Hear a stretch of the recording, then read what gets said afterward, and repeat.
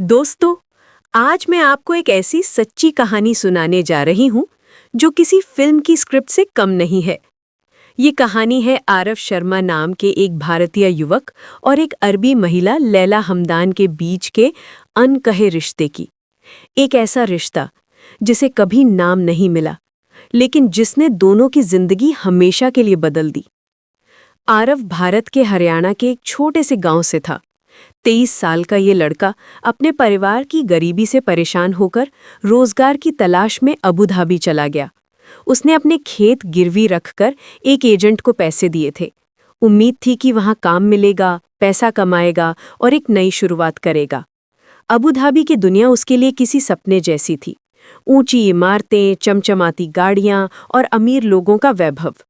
इन सब के बीच आरव अपने पुराने बैग और कुछ कपड़ों के साथ खुद को बहुत छोटा महसूस कर रहा था। कुछ दिनों बाद उसे एक काम मिला, एक अमीर लेकिन तलाकशुदा महिला लैला हमदान के घर पर। लैला एक शिक्षित मगर अकेली महिला थी। उसका पति उसे 1 साल पहले छोड़ चुका था। आरव का काम था सफाई करना, रसोई में मदद करना और कभी-कभी कार धोना। शुरू में लैला का व्यवहार बहुत सख्त था। आरव से नजरें मिलाने की इजाजत तक नहीं थी, लेकिन आरव बिना शिकायत, बिना गलती हर काम ईमानदारी से करता रहा। 2 महीने बाद लैला ने गौर किया कि आरव बाकी नौकरों से अलग है। वो कभी बिना पूछे किसी चीज को नहीं छूता, हमेशा शांत रहता है और उसमें एक भारतीय संस्कार झलकता है। धीरे धीरे उनके बीच कुछ बातचीत शुरू हुई। लैला को पता चला कि आरव को चाय पसंद है। वो अपने पिता के बिना बड़ा हुआ है और घर की जिम्मेदारी उसी पर है। लैला के मन में आरव के लिए एक अजीब सा अपनापन आने लगा।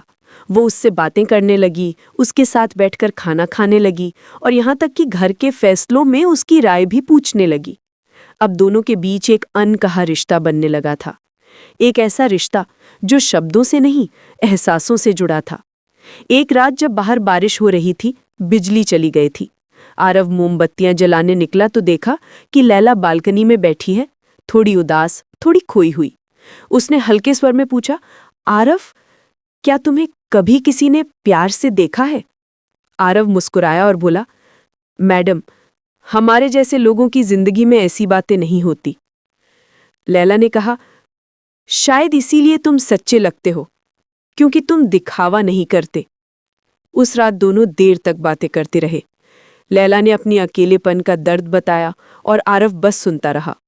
समय बीतता गया और ये रिश्ता गहराता गया, लेकिन आरव जानता था ये रिश्ता समाज की नज़रों में कभी स्वीकार नहीं होगा। एक दिन उसने लैला से कहा, मैडम, मेरा वीज़ा खत्म हो रहा है, मुझे वापस जाना होगा। लैला ने कहा, मैं नया वीज़ा बनवा दूंगी, बस यहीं रहो।